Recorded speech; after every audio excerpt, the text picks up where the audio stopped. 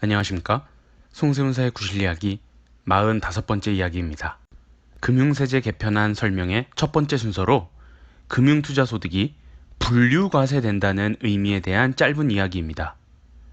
가장 기본적이면서도 법률적인 설명이긴 하지만 많이들 헷갈려 하실 수 있는 부분이어서요. 우리 소득세법은 소득에 대해서 과세하는 방법이 종합과세 방식과 분류과세 방식 이렇게 두 가지가 있습니다. 종합과세 방식은 여러분들이 많이 아시는 5월 달에 종합소득세 신고하는 그 소득들, 나열하면 이자소득, 배당소득, 사업소득, 근로소득, 연금소득, 기타소득 이렇게 총 6개 소득의 종류이며 이들을 모두 합쳐서 종합소득이라고 하고 종합소득을 5월 달에 한꺼번에 신고하게 됩니다. 그리고 분류과세에는 퇴직소득과 양도소득이 있습니다. 종합과세와 전혀 다른 과세체계를 갖추고 있는데 그동안 여러분들이 퇴직해서 받는 퇴직금에 대한 소득이 생겼거나 부동산을 팔고 내는 양도소득세가 있으면 이를 각각 신고했을 뿐이지 이러한 소득을 앞서 말씀드린 종합소득과 합산해서 신고하지는 않았을 것이에요. 더불어 이번 개정안에서는 새로운 소득의 종류를 만들어내면서 이를 금융투자소득이라고 했고 종합소득과 달리 이 역시 분류과세 체계를 갖췄습니다. 따라서 새로 생긴 금융투자소득에 대해서도 현행의 퇴직소득, 양도소득과 같은 방식대로 별도의 과세체계로 종합소득과 합산하지 않고 과세하게 됩니다.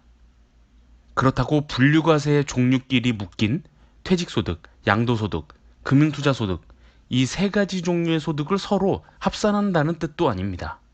종합과세되는 소득은 하나로 묶어 종합소득으로 과세하고 분류과세되는 소득은 각자 그 나름의 과세체계로 과세되는 것이죠. 이렇게 기본적인 설명을 이번 금융세제 개편안의 주제 중 첫 번째로 하는 이유는 이렇습니다. 고객들 중 부동산 양도소득해서 소득이 생겼는데 5월 달에 본인의 종합소득과 합산해서 신고해야 하냐는 질문이 종종 있기 때문입니다. 그러니까 부동산 양도소득도 종합소득을 구성하는 것으로 알고 계신 분들이 의외로 있습니다. 현행의 규정대로 부동산을 양도하고 발생한 소득, 상장 주식의 대주주가 주식을 매도하여 발생한 양도소득을 5월 달에 종합소득과 합산하지는 않잖아요. 그런데 이를 서로 합산하는 것으로 생각하는 고객들이 있단 말이죠. 하물며 금융투자소득과 종합소득 중 이자 및 배당 소득을 분명 앞으로 헷갈리는 분들이 많으실 것 같습니다. 예를 들어 이자와 배당 소득이 1년에 1,000만 원밖에 안 됐는데 본인의 금융투자소득이 1,200만 원이라고 하더라.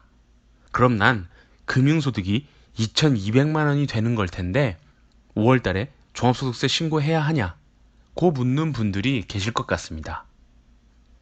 종합소득 중에서 우리가 흔히 표현하는 대로 이자소득과 배당소득을 합쳐서 금융소득이라고 하고 이런 금융소득과 새로 생기는 규정 금융투자소득은 완전히 다른 것입니다. 그 성질을 큰 틀에서 보면 금융재산에서 발생한 소득이라는 비슷한 면이 있어 보이지만 과세 방식이 전혀 다르다는 점, 즉 이자소득과 배당소득을 합쳐서 2천만 원이 넘으면 종합소득세 신고해야 하는 것이고 금융투자소득은 종합소득에 합산해서 신고하는 것이 아니고 앞으로 설명드릴 복잡한 과세구조 하에서 분류과세로 납세 의무를 다하시게 될 것입니다. 따라서 분류과세 대상인 금융투자소득이 얼마가 발생하든 금융소득 종합과세와는 전혀 관련이 없는 것이고 달리 표현하면 금융투자소득은 종합과세 대상인 이자 및 배당소득과는 서로 합산해서 신고하지 않는다는 점을 명확히 하고 싶었습니다. 설령 이자와 배당이 없는 일반 사업자 또는 근로소득이 있는 납세자가 금융투자소득이 얼마가 발생했든 이런 상황 역시 금융투자소득을 5월 달에 종합소득에 합산해서 신고하는 것이 아닙니다. 이번 이야기는 짧게 이렇게 끝내고 곧이어 다음 주제인 2023년부터 시행될 금융세제 개편안에 따를 때 각 금융투자 소득이 어떻게 산정되고 어떤 공제를 받으며 얼마의 세율을 적용해서 과세가 될 것인가, 큰 틀에서 계산 구조를 표로 만들어 가지고 오겠습니다. 이상으로 송세무사의 구실 이야기 45번째 이야기를 마치겠습니다. 감사합니다.